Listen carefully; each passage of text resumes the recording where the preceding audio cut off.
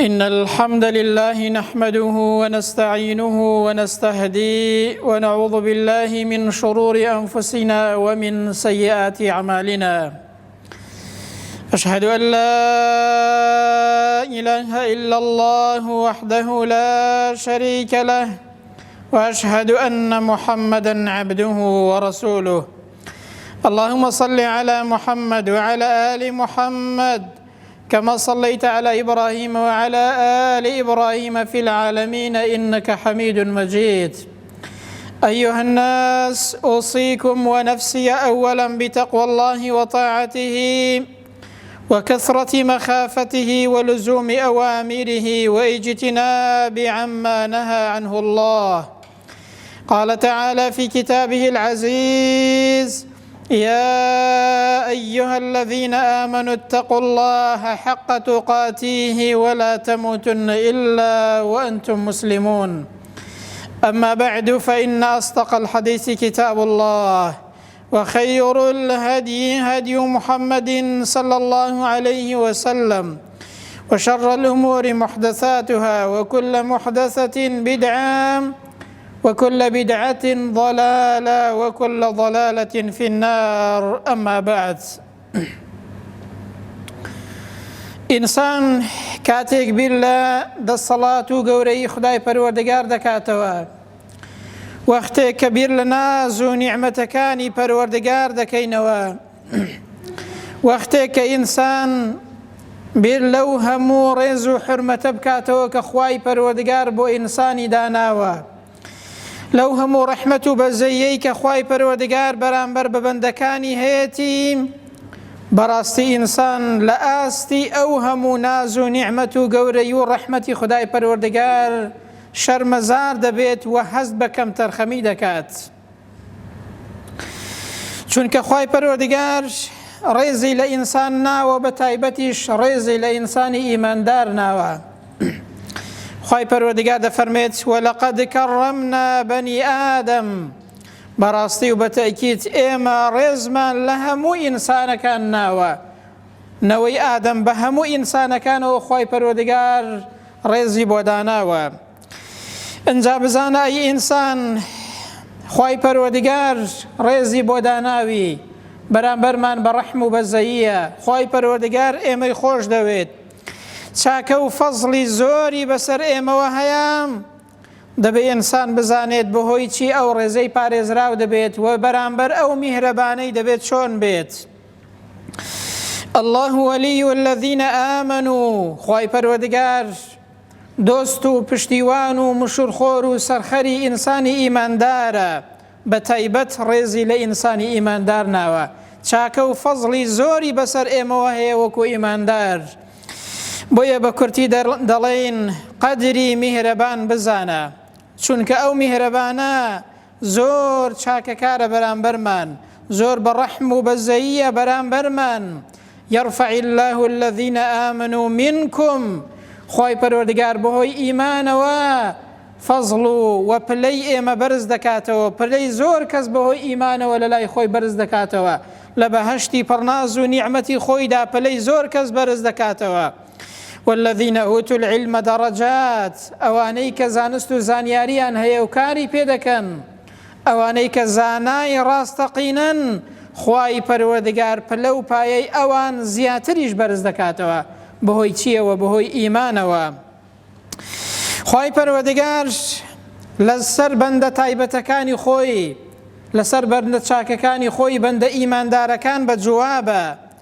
پێغەمبەر صلی الله علیه وسلم لە فەرمایشتی قودسیدا دەفەرمێ، خوای پەروەردگار دەفەرمێت: من عاد لي وليا فقد آذنته بالحرب. هەر کەسێک دوژمنایەتی دۆستێکی من بکات، خۆشەویستێکی من کات، خوای گەورە دەفەرمێت، هەر کەسێک بەندەیەکی تایبەتی خوای گەورە، خۆشەویستێکی خوای پەروەردگار ئەزیەت بدات، چ بەکردەوە، چ بە زمان، چ بە لایەنێکی معنەوی، خوای پەروەردگار دەفەرمێ ئەمن ئیعلانی شەڕ لەگەڵ ئەو کەسە دەکەم، لی تووڕە دەبم. لەبەر چی؟ لەبەر ئەوەی ئینسانێکی ئیماندار ئەزیەت دەدات. بزانە خوای پەروەردگار چەند بەرامبەرمان بەبەزەییە، بزانە خوای گەورە چۆن قەدر و ڕێزی ئێمەی گرتووە، چۆن پلە و پایەی ئێمەی بەرز کردوتەوە. ڕەنگە زۆر کەس هەبێت تەنانەت جارێک لە شاران لەسەر دینی خودای پەروەردگار دوو قسەش نەکات، ڕەنگە جارێک خۆی تووڕە نەکات، ڕەنگە لەسەر خوای پەروەردگار و دینی خودای پەروەردگار جارێک لە جاران تووڕەش نەبێت، دوو قسە نەکات، بەڵام ئەو خوایەت چەند بەرامبەرمان بە ڕەحم و بەزەییە. کاتێک کە کەسێک بەندەیەکی خوای گەورە ئەزیەت دەدات، خوای پەروەردگار ئیعلانی شەڕ لەگەڵ ئەو کەسە دەکات و لێی تووڕە دەبێت.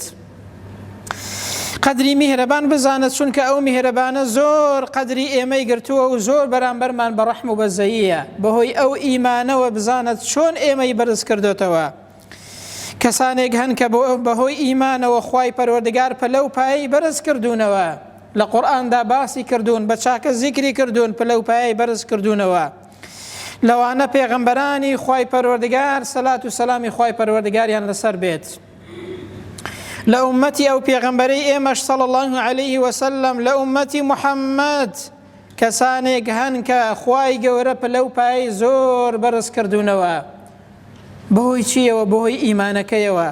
ئەی ئینسان قەدری میهرەبان بزانە، قەدری ئەوە بزانە کە تۆ بەهۆی چیەوە لە لای خوای پەروەردگار ڕێزدار دەبی، گەورە دەبی، خوای پەروەردگار ڕێزت لێ دەگرێ و بەرزت دەکاتەوە. بەهۆی ئیمانەوە. ئینسان بەهۆی ئیمانەوە تەماشاکەن چۆن بەرز دەبێتەوە. کەسانێک هەن کە لە ئومەتی پێغەمبەر صلی الله علیه وسلم خوای گەورە پەلە و پایەی بەرز کردوونەوە. لە فەرمایشتێکدا کە فەرمایشتێکی صحیحە پێغەمبەر صلی الله علیه وسلم دەفەرمێ کەسانێک هەن کە خەڵک حیسابیان بۆ ناکات، بەڵام لەو ئەقسەمە عەلی الله لەئەبەڕە، ئەگەر سوێند بخۆن لەسەر خوای پەروەردگار، بڵێن ئەی خوای پەروەردگار دەبێ ئەو کارەمان بۆ جێبەجێکەی، دەبێ باران ببارێنی، خوای گەورە لەسەر قسەی ئەو کەسانە قسەیان ناشکێنێت و بۆیان جێبەجێ دەکا و باران دەبارێنێت. لەو ئەقسەمە عەلی الله لەئەبەڕە، کەسانێک لە ئومەتی ئەو پێغەمبەرە هەن صلی الله علیه وسلم، بەهۆی ئیمانەکەیانەوە ئەوەندە لە لای خوای گەورە قەدر و ڕێزیان هەیە، ئەگەر سوێند بخۆن لەسەر خوای گەورە، خوای پەروەردگار سوێندەکەیان ناشکێنێت. جا پێغەمبەر دەفەرمێ یەکێک لەوان بەڕائی کوڕی مالیکە کە سەحابەی پێغەمبەرە صلی الله علیه وسلم، ئەگەر سوێندی بخواردایە بێگوتایە خوای گەورە دەبێ ئەو کارم بووکەی، خوای پەروەردگار سوێندەکەی نەدەشکاند.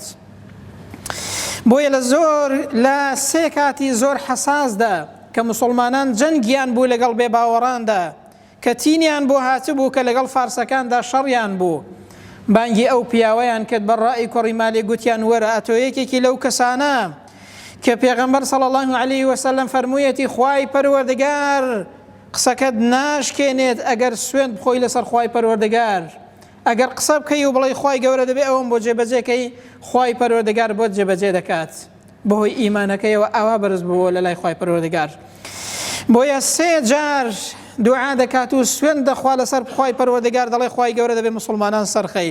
هەر سێک جار خوای پەروەردگار قسەکەی ناشکێنێ و سوێندەکەی ناشکێنێت، ئیمانداران سەردەخات لەو جنگانەدا.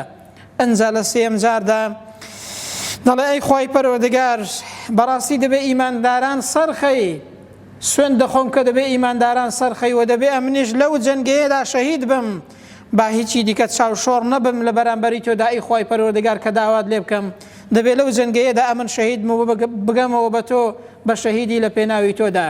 ئەنجا لە جاری سێهەمدا شەهید دەبێت و دەچێتەوە خزمەتی خودای پەروەردگار. ئەو پیاوە بەهۆی چی ئاوا بەرز بووە بەڕێزان؟ بەهۆی ئیمانەکەیەوە.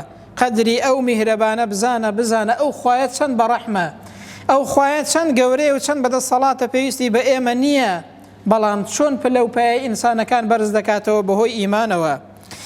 ئیمام عوسمان ڕەزا و ڕەحمەتی خوای پەروەردگاری لێبێت گەیشت بۆ ئەو ئاستەی بەهۆی ئیمانەکەیەوە فریشتەکان شەرمیان لێ دەکرد. لە فەرمایشتی صحیحدا هاتووە کە کاتێک کە پرسیاری لێ دەکەن دەربارەی ئیمامی عوسمان، پێغەمبەر صلی الله علیه وسلم لە وەڵامدا دەفەرمێت ئایا ئەمن چۆن شەرم لە پیاوێک نەکەم کە فریشتەکان شەرمی لێ دەکەن؟ ئیمامی عوسمان هاوڵی پێغەمبەر صلی الله علیه وسلم فریشتەکان شەرمیان لێ کردووە. پێغەمبەر صلی الله علیه وسلم فەرمووی چۆن شەرم لەو پیاوە نەکەم کە فریشتەکان شەرمی لێ دەکەن؟ ئەو ئینسانە بەهۆی چیەوە گەیشتە ئەو ئاستە؟ بەهۆی چیەوە ئاوا بەرز بۆیەوە لە لای خۆی پەروەردگار؟ بەهۆی ئیمانەوە برام. چەند کەس هەن کە ئێستا خی گەورە لەیان تۆڕەیە، خوا پەناماندات، خی گەورە تەماشایان ناکات، خی گەورە پلە و پایەیان بەرز ناکاتەوە لە لای خۆی. ئەگەر قسەش بکەن لە لای خی پەروەردگار حیسابیان بۆ ناکرێت. بەڵام ئەوانە بەهۆی ئیمانەکەیانەوە بزانە خی گەورە چۆن پلە و پایایی بەرزکردنەوە. ئەگەر قسەیەکیان بکردایە خی گەورە بۆی جێبەجێ دەکردن، دوعایەکیان بکردایە خدای پەروەردگار دوعایەکەی گیرا دەکردن. عەبدوڵڵای کوڕی عەمری کوڕی حەرام یەکێکی دیکە لە هاوڵانی پێغەمبەرە صلی الله عليه وسلم، خی پەروەردگار بەهۆی ئیمانەکەیەوە، بەهۆی تەقوایەکەیەوە، بەهۆی لە خوا ترسیەکەیەوە چۆن ڕێزی لێ نابوو. لە کاتێکدا کە ئەو عەبدوڵڵایە شەهید دەبێت لە پێناوی خی پەروەردگاردا، کاتێک کە جابری کوڕی بۆی ناڕەحەت دەبێت، پێغەمبەر صلی الله عليه وسلم بە جابر دەفەرمێت ئەی جابر پێت بڵێم کە خوای پەروەردگار چۆن پێشوازی لە باوکی تۆ کرد لە کاتێکدا کە شەهید بوو. پێغەمبەر فەرمووی صلی الله عليه وسلم خوای پەروەردگار بەبێ پەردە قسەی لەگەڵ هیچ کەسێکدا نەکردووە، بەڵام باوکی تۆ وەختێک کە شەهید بوو چۆوە بۆ خزمەتی خدای پەروەردگار، خوای گەورە بەبێ پەردە قسەی لەگەڵدا کرد. سبحان الله، ئەو ڕێز و گەورەیە، ئەو میهرەبانیە، بەبێ پەردە خوای گەورە قسەی لەگەڵ ئەو پیاوەدا کرد. فەرمووی ئەی بەندەکەم داوا بکە بۆ ئەوەی کە بۆت جێبەجێکەم، چ ئاوات و هیوایەتێکت هەیە، چ داوایەکت هەیە بۆ ئەوەی کە بۆت جێبەجێکەم. عەبدوڵڵا فەرمووی ئەی خوای پەروەردگار داوا دەکەم کە بمگێڕەوە بۆ دونیا بۆ ئەوەی کە جارێکی دیکە لە پێناوی تۆدا شەهید بم، وەختێک ئەو ناز و نیعمەتە، ئەو قەدر و ڕێزە دەبینێت، وەختێک ئەو میهرەبانە دەبینێت، وەختێک ئەو قەدر و قیمەتە دەبینێت، ئەو ڕێزە دەبینێت کە خی گەورە بۆی داناوە، ئەو ناز و نیعمەتەی کە خی گەورە بۆی ئامادە کردووە کە دەیبینێت، دەڵێ خی پەروەردگار بمگێڕەوە بۆ دنیا بۆ ئەوەی کە جارێکی دیکە لە پێناوی تۆدا شەهید بمەوە. خی گەورە دەفەرمێ ئەوە بڕیارێکە داومە هەر کەسێک کە بمرێت، هەر کەسێک کە هاتەوە بۆ ئێرە جارێکی دیکە ناگەڕێتەوە بۆ دنیا. بۆیە عەبدوڵڵا دەڵێ دەی خی پەروەردگار مادام وایە دەنگ و باس و هەواڵی ئەو خۆشی و ناز و نیعمەت و ڕێز و حرمەتەی کە بە ئێمەت داوە بیگەێنە بە براکانمان لە دنیادا با بزانن کە شەهیدی چ پلە و پایەیەکی هەیە. بۆیە خی گەورە ئاەتدا دەبەزێنێت لەسەر قسە و فەرمانی ئەو پیاوە، ئەو ئیماندارە، ئەو عەبدوڵڵایە هاوڵی پێغەمبەر صلی الله عليه وسلم. ولا تحسبن الذين قتلوا في سبيل الله أمواتا بل أحياء عند ربهم يرزقون. خی پەروەردگار ئاەتی دابەزاند وامەزانن ئەو کەسانەی کە لە پێناوی خی گەورەدا دەکوژرێن شەهید دەبن ئەوانە مردوون، ئەو کەسانە زیندون، ڕزق و ڕۆزی تایبەتیان هەیە لە لای خی پەروەردگار، ڕێز و حرمەتی تایبەتیان هەیە لە لای خی پەروەردگار. ئەوە ڕێز و حرمەتە برم خی گەورە بۆ ئینسانێکی ئیمانداری دادەنێت بەهۆی چیەوە؟ بەهۆی ئیمانەکەیەوە. دەی ئینسانە تۆش قەدری ئەو میهرەبانە بزانە قەدر و ڕێزی تۆ لەکوێدایە، بزانە خاڵی بەهێزی تۆ لەکوێدایە. بۆیە پێغەمبەر صلی الله عليه وسلم کاتێک کە بۆی دەگریان ئەو عەبدوڵڵایە کە شەهید ببوو، گوتی ئێوە بۆی بگرین یاخود بۆی نەگرین، ئێستا مەلائیکەتەکان بە باڵەکانیان سێبەریان لێ کردووە هەتاوەکو بەرز بۆ بەلای خدای پەروەردگار. ئەوە ڕێز و حرمەتە بەڕێزان، ئەوە پلەپایی هەرە گەورەیە کە خی گەورە بۆ ئینسانی داناوە، بەهۆی چیەوە؟ بەهۆی ئیمانەوە. بزانە خدای میهرەبان لە ڕۆژی قیامەتدا چۆن پێشوازی لە ئینسانی ئیماندار دەکات.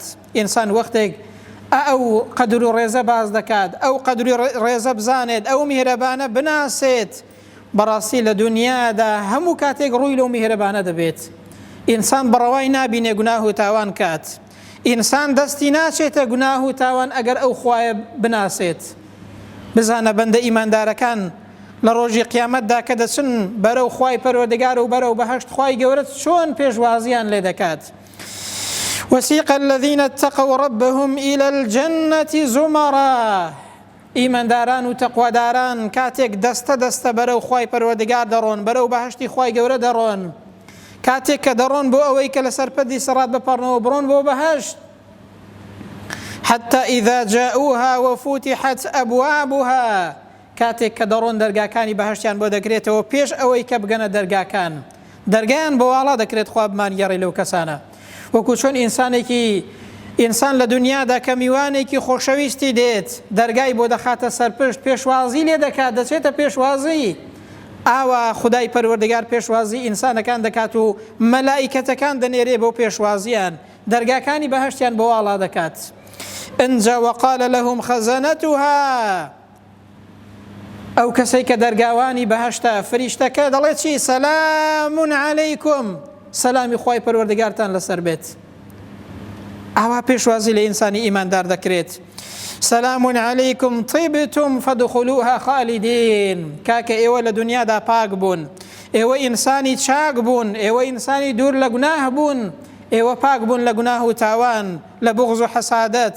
لە شیرک و کوفر بۆهۆی ئەو پاکیەتانەوە ئێستا بچنە ناو بەهەشتی خدای پەروەردگار و بەهاتە هەتایی تێدا بمێننەوە خۆی گەورە بمانگەڕی لەو کەسانە ئینسان ئاوا پێشوازی لێ دەکرێت بەڵام کێ ئاوا پێشوازی لێ دەکرێت ئینسانێکی ئیمانداری ڕاستەقینەی تەقوادار دەی ئەو میهرەبانە بناسە برم خۆی گەورە ئاوا ڕێزت بۆ دادەنێت خۆی گەورە ئاوا پێشوازی لێ دەکات بەهۆی فریشتەکانەوە ئاوا پێشوازیت دەکەن بەرەو بەهەشتی خۆی پەروەردگار بەرەو ئەو هەموو ناز و نیعمەتەی کە خۆی گەورە بۆ ئینسان دایناوە دەی بەڕاستی ئینسان کە بیر لەو میهرەبانە دەکاتەوە بیر لەو ڕێز و حرمەتە دەکاتەوە هەست بە خەجاڵەتی دەکات لە بەرامبەری خۆی پەروەردگاردا هەست بە کەم تەرخەمی دەکات لە بەرامبەری ئەو زاتەدا با زیاتر و چاکتر ڕوو بکەینە ئەو زاتە چونکە ئەو ئاوا پلە و پایی ئێمەی بەرز کردوتەوە ئەنجا لە ناو بەهەشدا خۆی پەروەردگار چۆن پلەی بەندە ئیماندارەکان بەرز دەکاتەوە کاتێک کە ئینسان دەچێتە بەهەشت خۆی پەروەردگار بانگ دەکات ئین الله یقول لأهل الجنة خۆی گەورە بە ئەهلی بەهەشت دەڵێت خوا بمانگەڕی لەو کەسانە پێیان دەڵێت ئەی ئەهلی بەهەشت ئەوانیش دەڵێن ئەی خۆی پەروەردگار لە خزمەت داین بەڵێ ئەی خدای پەروەردگار خۆی گەورە پێیان دەفەرمێت هەل ڕەضیتم ئایا ڕازین لە ناو ئەو بەهەشتدا ڕازین لە خۆی پەروەردگار ڕازین بەو جێگایە و بەو ناز و نیعمەتە جا دەڵێن ئەی خۆی پەروەردگار چۆن ڕازی نەبین ئەوەی کە بە ئێمە داوە بە هیچ کەسێکت نەداوە ئەوەندە ناز و نیعمەت و چاکە و حرمەتت پێداوین چۆن ڕازینین لەو هەموو ناز و نیعمەتە و چاکەی تۆ میهرەبانیەی تۆ ئەنجا خۆی پەروەردگار دەفەرمێت دەی بزانن لەمە و دووە ئەمن لێتان ڕازی دەبم هەرگیز جارێکی دیکە لێتان تووڕە نابم ڕەزامەندی خۆی پەروەردگار ئاوا خۆی گەورە ڕێز لە ئینسان دەنێت ئاوا خۆی گەورە لە ئینسان ڕازی دەبێت ڕەزامەندی خۆی بە ئینسانەکان عەتا دەکات کە لە هەموو ناز و نیعمەتێک لە بەهەشتێدا ئەوە خۆشترە کە خۆی گەورە بە ئینسان دەڵێت خۆی گەورە دەفەرمێ لێتان ڕازیم جارێکی دیکە لێتان تووڕە نابم خۆی پەروەردگار بمانگەڕی لەو کەسانە کە خوا لێیان ڕازیە بەڵام دەبێت لە دنیادا ئینسان بەندەی خوا بێت دەبێت لە دنیادا ئینسان لە خوا ڕازی بێت دەبێت ئینسان لە دنیادا ڕەزامەندی خوددا بەدەست بێنێت ئەو جا لە بەهەشتدا خۆی گەورە ئاوا پلەی بەرز دەکاتەوە پێی دەڵێ ئەی بەندەکەم لێت ڕازیم جارێکی دیکە لێت تووڕە نابم لەو بەهەشتە پڕ ناز و نیعمەتەدا ئاوا خۆی گەورە ڕێز و حرمەت و قەدر بۆ بەندە ئیماندارەکان دادەنێت میهرەبان بناسە برم ئەو میهرەبانە بناسە دەستت ناچێتە گوناه و تاوان خۆت بەکەم تەرخەم دەزانی هەمیشە دەبێت لە عیبادەت دابی چونکە خۆی گەورە ڕێز و قەدر و قیمەتی زۆری بۆ ئێمە داناوە لە دەرەنجامی کۆتایی ئەوامەتەدا دەڵێن بەڕاستی ئێمەش دەبێ وەریابین خۆی پەروەردگار لە خۆمان تووڕە نەکەین دەبێ ئێمەش بزانین خاڵی بەهێزی ئێمە لە چیدایە لە ئیمانەکەماندایە لە تەقواداریماندایە لە ڕووکردنە خودای پەروەردگارماندایە خۆی گەورە ڕێزی ئێمە ئاوا بەرز دەکاتەوە بەهۆی ئیمانەکەمانەوە دەبێ ئێمەش ئاگامان لە ئیمانەکەمان بێت ئیمانمان بەهێزتر و چاکترکەین تەقواداریمان باشترکەین نێوانمان لەگەڵ خوای گەورە چاکترکەین برم ئەو خوایە زۆر بەرامبەرمان بەزەییە حەز ناکە ئینسانەکان سزا بدات والله يريد أن يتوب عليكم خوا دەیەوێت کە تەوبە لە ئێمە قبول کات ئێمە ڕوو لە خواکەین بەڵام دەبێ ئێمەش بۆ خۆمان ڕوو لە خواکەین دەبێ ئێمەش ڕوو لە خوا بین ئەو جا خوای گەورە ڕەحممان پێ دەکات و لێمان خۆش دەبێت بزانە خوای گەورە چەند بەرامبەرمان بەبەزەییە لە فەرمایشتێکدا پێغەمبەر صلی الله عليه وسلم باش دەکات کە ئیمامی بوخاری ڕیوایەتی کردووە کە چەند کەسێک دێنن بۆ خزمەتی پێغەمبەر صلی الله عليه وسلم ئافرەتێکیان لەگەڵدا دەبێت منداڵێکی شیرەخۆرەی پێیە کاتێک کە شیر دەدا بە منداڵەکەی و بە ئامێزی خۆیەوە دەنێت زۆر خۆشی دەوێت. پێغەمبەر صلی الله علیه وسلم نمونەیەکمان بۆ دێنێتەوە لەسەر ڕەحم و بەزەیی خودای پەروەردگار. پێغەمبەر بە هاوڵان دەفەرمێت ئایا پێتان وایە ئێستا ئەو ئافرەتە دڵی دێت کە ئەو منداڵی خۆی بخاتە ناو ئاگر و فڕیداتە ناو ئاگر؟ دەڵێن نەخەیر ئەی پێغەمبەری خوای جا چۆن دایک منداڵێکی ساوا و گچکە دڵی دێت کە فڕیداتە ناو ئاگر؟ پێغەمبەر صلی الله علیه وسلم دەفەرمێ بزانن کە خوای پەروەردگار زۆر بە ڕەحم و بەزەیی ترە لەو دایکە بەرامبەر منداڵەکەی. خوای گەورە زۆر بە ڕەحم و بەزەیی ترە بەرامبەر بە بەندەکانی حەز ناکە خوای گەورە ئینسانەکان بخاتە ناو ئاگری دۆزەخەوە. تەماشاکەن ئەو میهرەبانە چەند بەرامبەرمان بە ڕەحم و بەزەییە. ئەو خدای پەروەردگارە چەند ئێمەی خۆش دەوێت. پێغەمبەر نمونەمان بۆ دێنێتەوە صلی الله علیه وسلم دەفەرمێ خوای پەروەردگار زۆر بە بەزەیی ترە لەو دایکە بەرامبەر بەندەکانی. دەی ئینسانە تۆش خەجاڵەت نابی ڕێزی خۆت بگرە، ئیمانی خۆت بپارێزە، تەقواداری خۆت بپارێزە برام، ڕوو لە خوای پەروەردگار کە ئەو خوایە چەند بەرامبەرمان بە ڕەحم و بەزەییە. وەختێک ئینسان بستێک لە خوای پەروەردگار نزیک کەوێتەوە خوای گەورە باڵێک لە ئینسان نزیک دەکەوێتەوە. لە فەرمایشتی قودسیدا خوای پەروەردگار باسی کردووە ئینسان بە ڕۆیشتنێکی ئاسایی بەرامبەری خدای پەروەردگار بڕوات. خوای پەروەردگار بە خێراتر بەرەو ئینسان دێت و لە ئینسان ڕازی دەبێت و ڕەحم و بەزەیی بەرامبەر بە ئینسان هەیە و خوای گەورە دەیەوێت لێمان خۆش بێت برام. دەیکەواتە چی ماوەتەوە دەبێت ڕوو لە خوای پەروەردگار کەین، دەبێت چاکتر خوای پەروەردگار بپەرستین، دەبێت باشتر ئاگامان لە سنوورەکانی خوای گەورە بێت، باشتر ئاگامان لە سنوورەکانی ئەو میهرەبانە بێت، باشتر ئاگامان لە دینداریەکەمان بێت برام، چونکە خوای گەورە زۆر بە ڕەحم و بەزەییە. ڕێز و قەدر و قیمەتی ئێمەی زۆر گرتووە بەرزی کردوینەوە بەڵام بەهۆی ئیمانەکەمانەوە.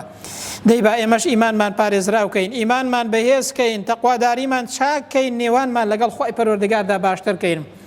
دەپاڕینەوە دوعا دەکەین یا ڕەبی خوایە بۆ خاتری ناوە جوان و سیفەتە بەرزەکانی خۆتکەی وامان لێ بکەی کە نێوانمان لەگەڵ تۆدا باش بێت، دین و ئیمانمان باش بێت، ئیمانمان بەهێزکەین، بە خۆماندا بچینەوە، لە ئاستی ئەو قەدر و قیمەت و ڕێزە بین کە ئەتۆ بۆت داناوین. یا ڕەبی خوایە گەن بە ئیمانەوە بمان ژێنی، یا ڕەبی خوایە بە ئیمانەوە بمان مرێنی، خوایە لە ڕۆژی قیامەتدا خەجاڵەتمان نەکەی، خوایە لەو کەسانە بین کە لە قیامەتدا لێیان ڕازی دەیان خەیە ناز و نیعمەت و بەهەشتی خۆت. یا ڕەبی خوایە گیان ڕەزامەندی خۆتمان پێ عەتاکەی، خوایە بەر لەوەی کە بمرین بتوانین ڕەزامەندی تۆ بەدەست بێنین، خوایە بەر لەوەی کە بمرین بتوانین بەندەی تایبەتی تۆ بین. یا ڕەبی خوایە گیان ئەتۆش بە بەندەی تایبەتی خۆت حیسابمان کەی، عاقیبەتمان خێرکەی، بە ئیمانەوە بمان ژێنی، بە ئیمانەوەش بمان برێنی. یا ڕەبی خوایە گیان بەختەوەری دنیا و قیامەتمان کەی، لە بەهەشتی پڕناز و نیعمەتی خۆتدا هەمومان بەیەکەوە کۆ بکەیەوە. آمين. أقول قولي هذا وأستغفر الله لي ولكم وبعد أعوذ بالله من الشيطان الرجيم. ربنا آتنا في الدنيا حسنة وفي الآخرة حسنة وقنا عذاب النار. اللهم آمين.